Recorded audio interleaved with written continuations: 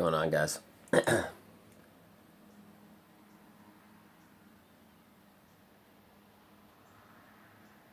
Man, it's a really nice day out today. So, so yesterday after I filmed video 111, Amber is your color. I'm just kidding. That's 311. Um, Someone really close to me that's been in my life for a really long time. I guess they watched video 110 to 111, and because from time to time, I guess they watch my videos, and they were deeply concerned with my mental state, and they thought I should go back into the mental institution because I guess video 111 was kind of different, talking about becoming a god or a Christ figure and raising up an army to kill average people. It's not necessarily normal. It's kind of mental institution bound stuff. I don't like this here. That's weird. What is that doing here? I don't even know what that's doing there. And that's the way I was yesterday, man. That's the way I felt. And, today I'm just more at peace, more calm. Had this weird dream.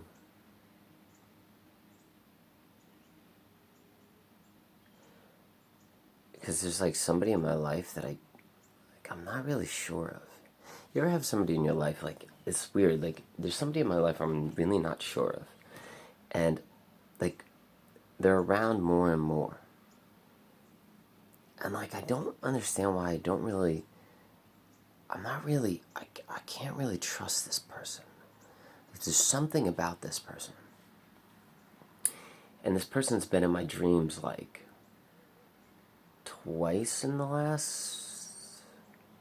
maybe twice in the last week. I don't know. But he was in my dream last night for sure. Because he was in the last dream that I had before I woke up. And it was definitely that person. And I was like, what is it about this person that I don't really know if I like this person or not. There's something about this person that I'm really unsure of. And why can't I connect with this person? And I figured it out yesterday. And it's because they've never suffered. Greatly suffered. I tend to be attracted to people or connect with people that go through intense suffering or are incredibly loving. Those are the two people I gravitate towards. And this person comes off like he doesn't really care about other people. He's very into the self, very self-obsessed, and he believes in owning things and not sharing things. And he also hasn't really gone through great suffering. And I'm every time I see him, I kind of get this icky feeling. So does my Christmas dog. So I'm what do I do about this situation? Because he's starting to become a part of my group. One of my other really good friends is okay with this person. But the person that's in my group that's okay with this person, the new person, they don't really have a good radar for trouble like I do. I could sense trouble from a mile away. I could see trouble. I can. And that's why I I think it's because I'm so fucking hypervigilant. I could be in a room with a group of people and I could pick out people that will cause suffering in my life, people that aren't ready to love yet, and I could pick up people that are ready to be loving. And yeah, so the person came into my dream last night in a really bad way, and I'm I don't know, what to do with this person, because they're going to be around more and more and more, until my other good friend that's kind of can't read people as well as I can, until he wakes the hell up. And he's like, yeah, you're cool and all. You're an alright dude, but at a distance. At a distance. It's okay to hang out with people that, but there's see, we're so black and white. People with borderline. But, we split so much. Are splitting, the black and white issue. It's like either I accept people completely or I do not at all. It's like, no. Yeah. No. There was this girl last night, she decided that, she really wanted to pursue me. I always have these women that want to pursue me. And usually, they're very intellectual. And this one was very intellectual. She works for big banks, and she works from home, and she makes a shitload of fucking money. She travels the world like a motherfucker.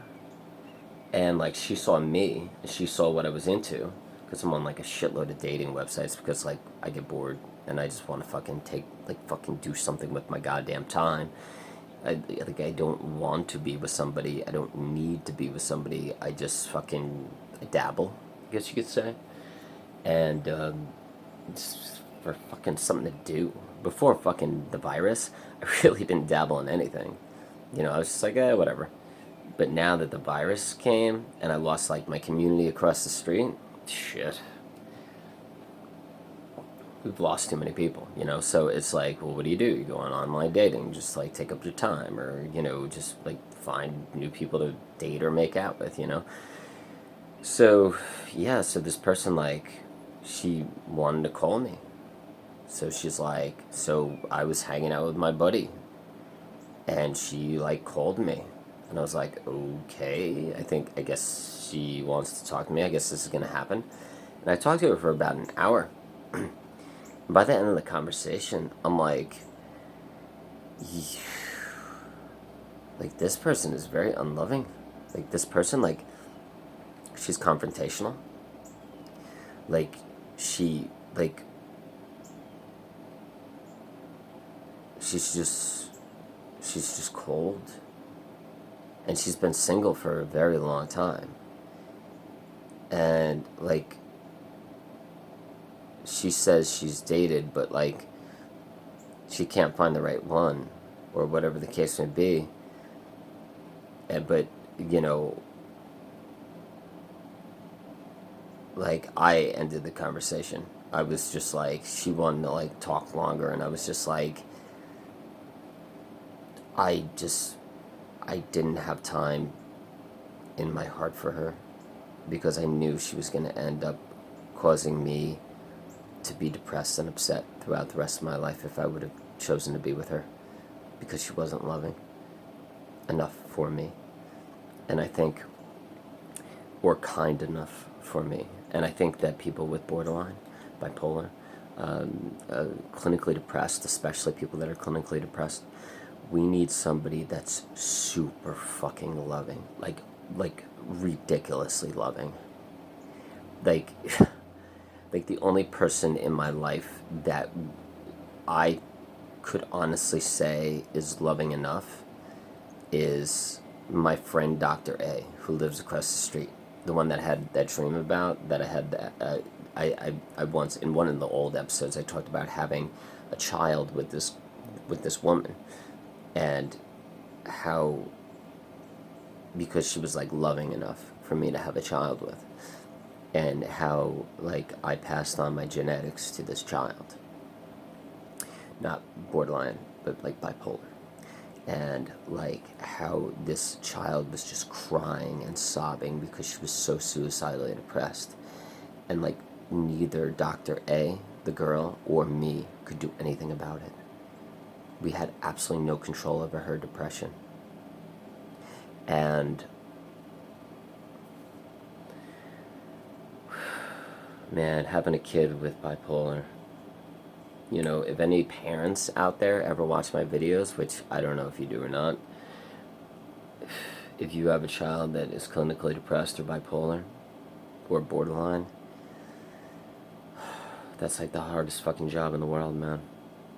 You're always in a state of fear that they're either going to abuse you, yell at you, scream at you, get angry at you, or you're always in a state of fear that they're going to kill themselves. And you're going to walk in the room one day and they're going to be dead. And I think that's one of the main reasons why I've never had a child, and why I'll never ever have a child. Because that shit is fucking scary as hell. And if you have those genetics, it might be better to think twice before you have a child. Because you will always be in those two states if you do have a child and they do get your genes. And you know, it's still unsure right now if you know, borderline personality disorder is genetics, or it's just how you're raised, or if it's both. You know, nobody really knows for sure. There's no certainty. So, you know, why take a chance, man? Like, why take a chance? Like, my grandmother, she was borderline for sure. When I hear my stories about my grandmother, holy shit, she was borderline. Like, no getting fucking past that shit. My mom, I don't really know. Like, I think she just has complex PTSD, my mom, because her mother was such a fucking tyrant and a fucking a-hole, because her mom was borderline. You know, so my mom, she probably just has complex PTSD. And she was raised by a fucking Marine. Her dad was the biggest asshole in the fucking world. And he was married to a woman that was borderline. Holy fucking shit. Can you imagine a Marine married to a woman that has borderline personality disorder? Oh my god. That's a fucking nightmare scenario. That's like that should be a fucking movie. What are the fucking chances of that happening? Does that ever happen? I don't even fucking know. That's fucking weird. That's really fucking weird. Maybe Marine guys are kind of drawn, like Army Marine guys, maybe they're drawn to like borderline people because we're so batshit crazy. You know, or bipolar people because we're so batshit crazy. So if they're like stationed in like San Diego or some shit, and some like crazy ass fucking girl walks into a bar with purple hair and she's like dancing on tables and stripping because she's borderline, fucking the Marine guy might be like, damn son, that looks like a fucking good time. And then he might get wrapped up in it, and he might be like, this girl's so much fun. You know, every time I come back from like Guam or fucking Afghanistan, I could just like have sex with her all the time. I don't know, fucking who knows, dude. It's fucking weird. But anyways, yeah, I think that'll be the end of this video. But yeah, man, thank you so much for tuning in. Like the 15 of us. Booyah, 15. Yeah, man. But what I was saying earlier in the video is, yeah, yesterday I wanted to kill like the whole human race, you know, and today I'm just like, I'm very happy and I'm very peaceful, and you know, and I don't know, I don't want to kill anybody, but I also didn't have any run-ins yesterday with abusive, harmful people. I didn't have any run-ins with controlling people. I didn't have any run-ins with judgmental people that made me feel like shit.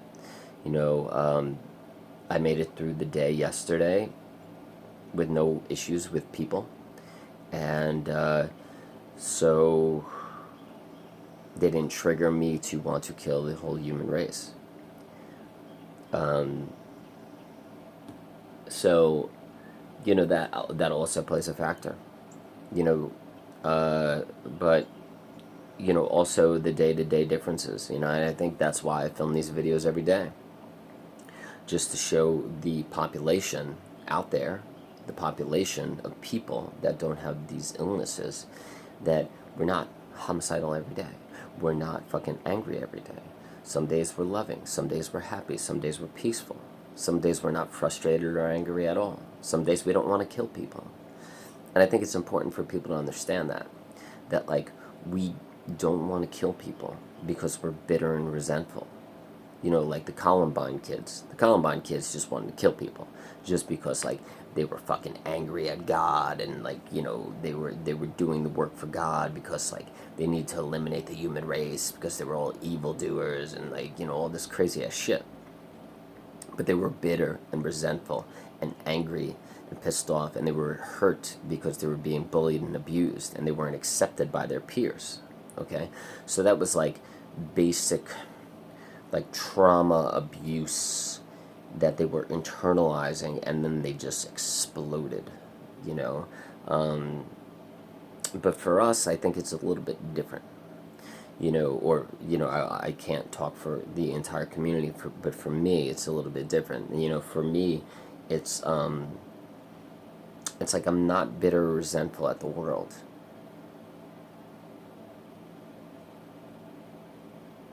Every day. You know, I have time periods where I'm just happy-go-lucky, and I'm extremely loving and empathetic, and I'm connected to everything, and I'm just so peaceful and grateful. And then there's other days.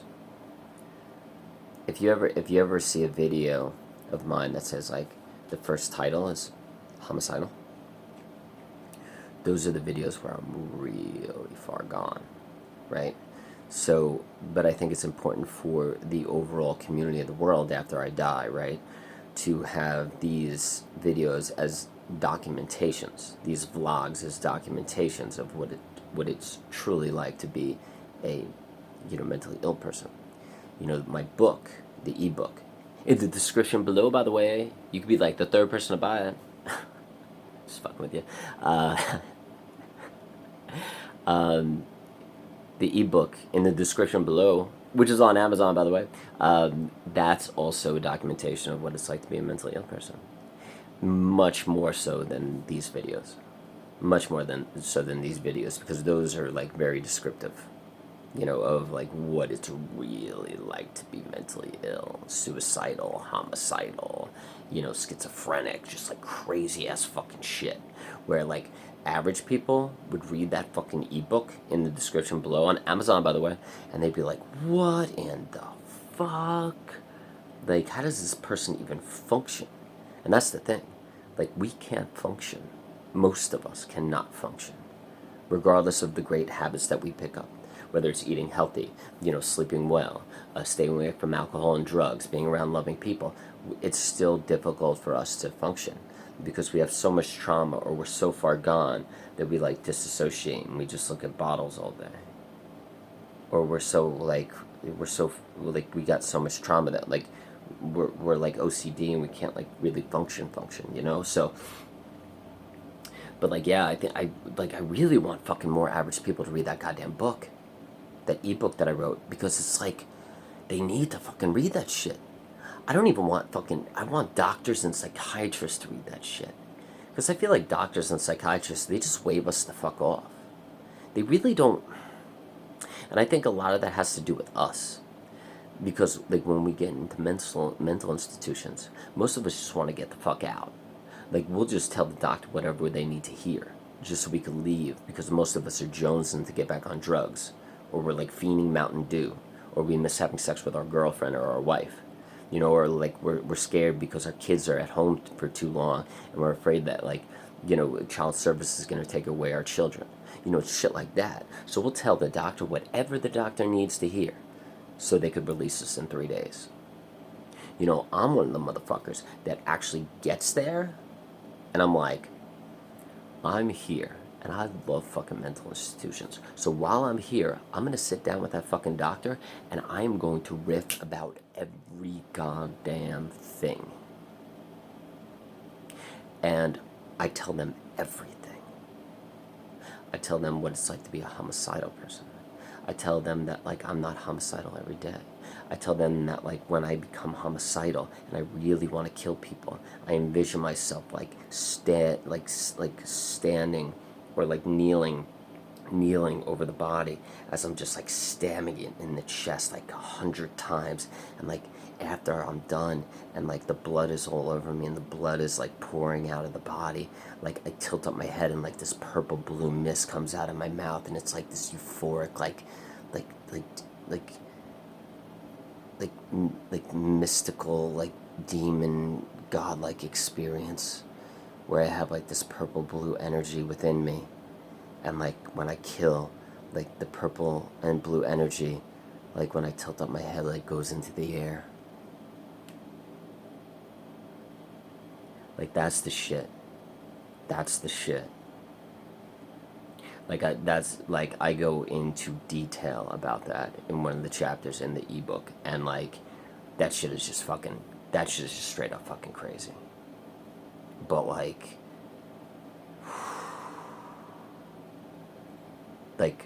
people need to hear about that shit, and I feel like a lot of us hold back, and we don't tell people that because we're afraid.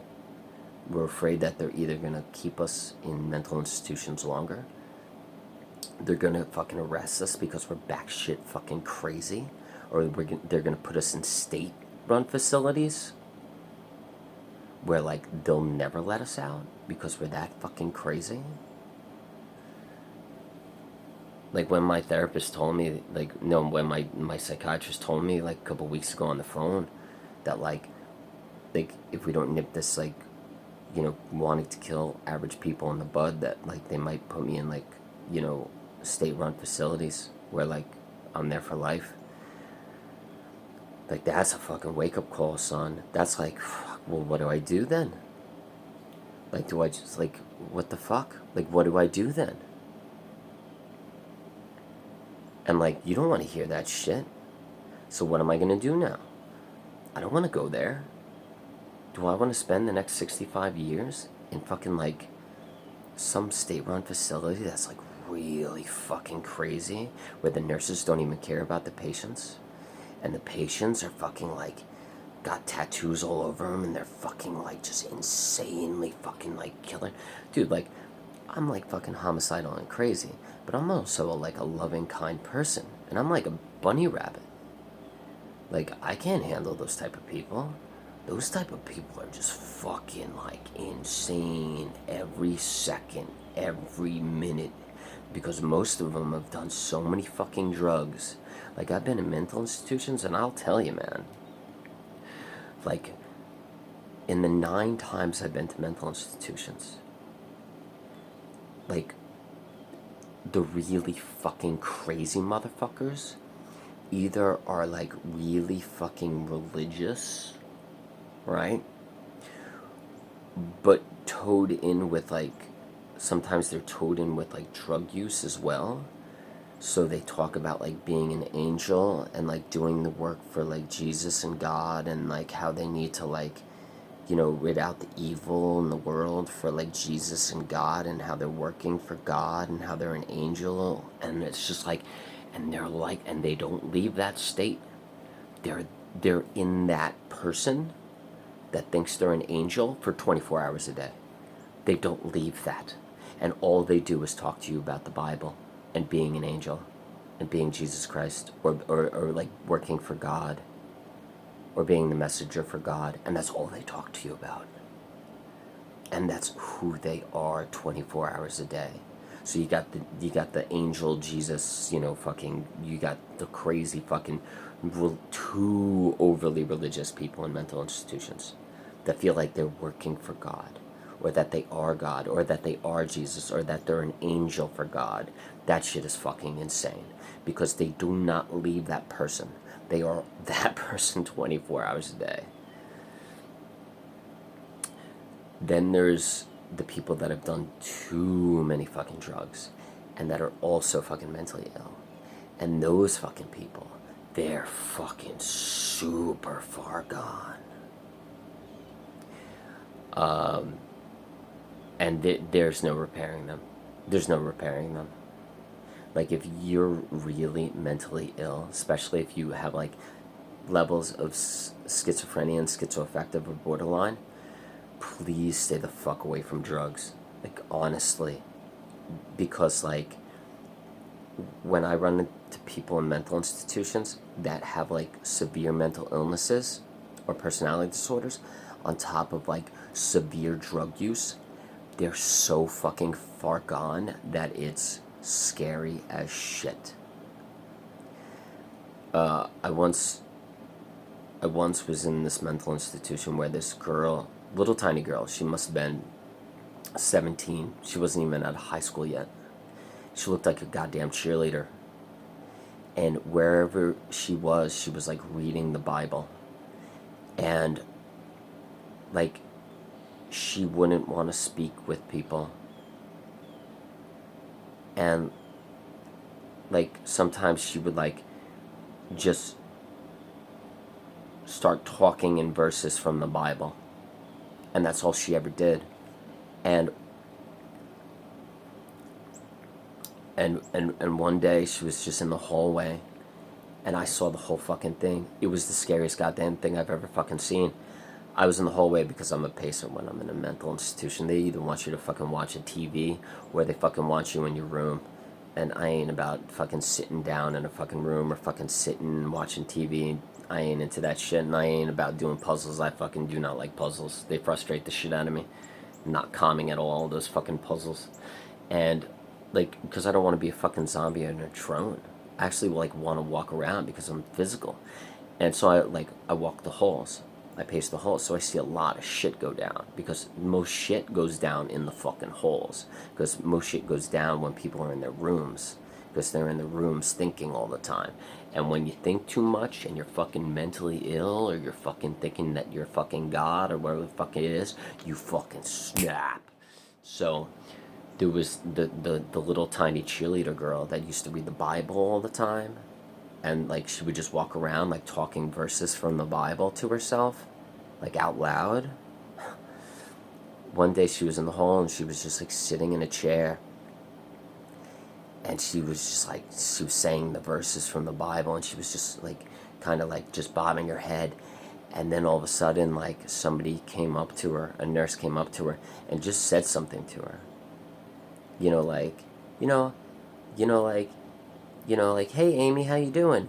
And she was like, la, and she like had this exorcism.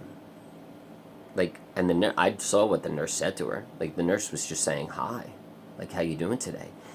And she like started like seriously, like one of those crazy horror movies, like The Exorcist. She started like going fucking crazy about it and shit. And like she fucking and then like, and then she's like started to try to like hit the nurse. So then like a bigger nurse came out and they like both wrapped her up, and they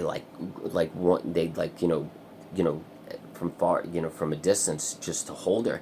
And she like turned her head and like she spit on one of the nurses' faces. And she's like, the fuck, God's gonna fucking kill both of you. You're fucking dead. I'm gonna fucking kill you. God's coming after you. And she started like shrieking like it was like exorcist shit. And then they had to stick a fucking needle in her arm to put her to bed. Fuck. And then they just had to strap her up for 2 days straight. She was like strapped up, and whenever she would wake up from like an injection, she would start screaming about how God was going to kill everybody there. She was 17. She looked like a goddamn cheerleader. And then her parents came to visit her one day, and her parents looked like those neighbors on the Simpsons. Like they looked like the perfect people. They were like happy-go-lucky, upper middle class, khakis, polo shirts. The father had glasses, pretty hairdo. Yeah, they looked just like the neighbors from The Simpsons that went to church. But like, obviously something was going down in the home, and those parents weren't who they claimed to be, or she was just batshit crazy, or both. Who the fuck knows what happened to that girl? But she was like goddamn 17 years old. She looked like a goddamn little cheerleader. Like, it was insane. She was like 5'3", blonde hair, like 105 pounds. It was fucking insane. Oh shit, I love mental institutions, but I ain't going to those fucking state-run shits, because most of the time I'm just a 3-year-old. I like looking at Winnie the Pooh and watching cartoons and just being with my bunny rabbits and squirrels. I can't handle those state people. They're fucking dangerous, man. They'll shank you. Alright guys, I hope you're having a great day. Thank you very much for watching. All 15 of us, what up? Yo, thank you very much, the 15 of us, for rocking it. Booyaka. Thank you so much. Love you. Take care.